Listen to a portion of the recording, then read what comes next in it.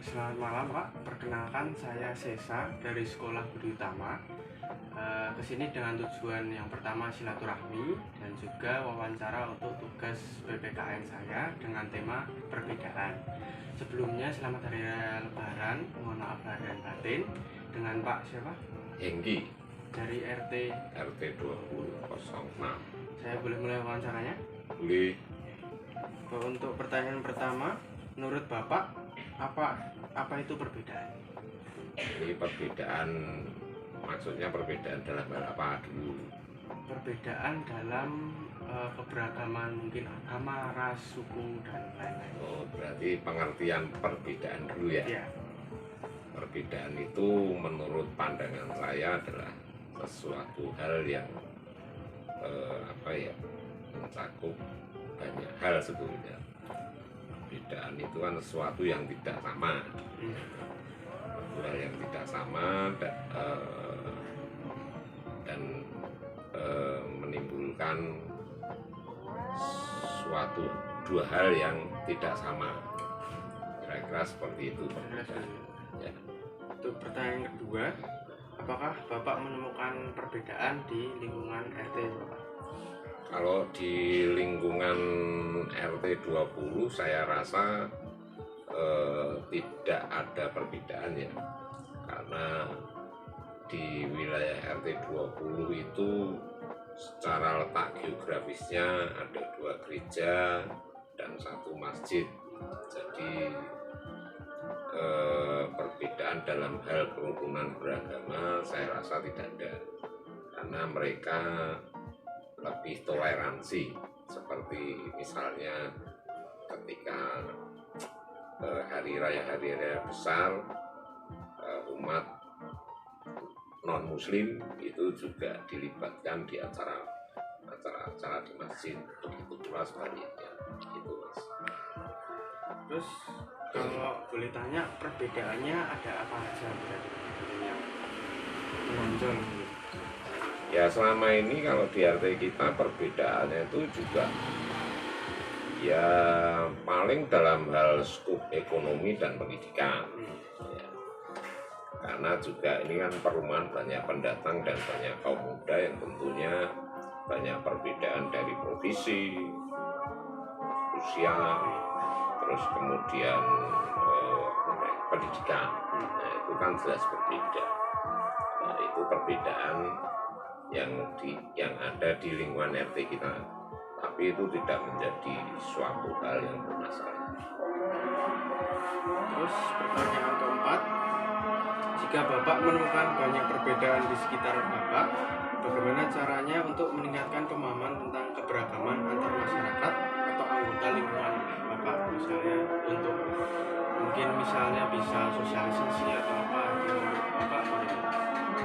Biasanya perbedaan itu diselesaikan secara komunikasi, dan kebetulan kan setiap bulannya ada pertemuan antar warga, di mana di situ kita saling berkomunikasi sehingga perbedaan itu tidak ada ya, karena mereka cukup rukun dalam kehidupan di lingkungan RT 20. Untuk pertanyaan selanjutnya, bagaimana cara Bapak mengajak masyarakat untuk menghargai perbedaan yang ada? Dalam hal menghargai keberaneka-ragaman, jadi kita memang harus tahu mana skup sosial dan mana skup keagamaan. Ini kan juga merupakan suatu perbedaan, di mana itu harus disinkronkan atau dikasih pemahaman. Jadi ketika gereja misalnya,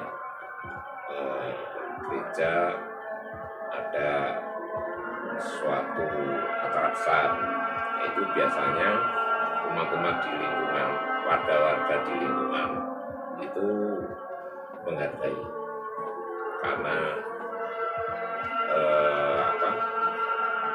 jelas lingkungan kami itu sering dipergunakan untuk misa untuk parkir misa di waktu acara-acara besar, yaitu kita harus menghargai, ya, mempersilahkan monggo tempat kita perlu untuk parkir. Begitu pula sebaliknya kalau di acara muslim, ketika terutama dalam acara Idul Adha, nah itu biasanya jam 12 siang sebelum pembagian takjil itu semua warga lintas agama itu diundang ke masjid untuk makan bersama.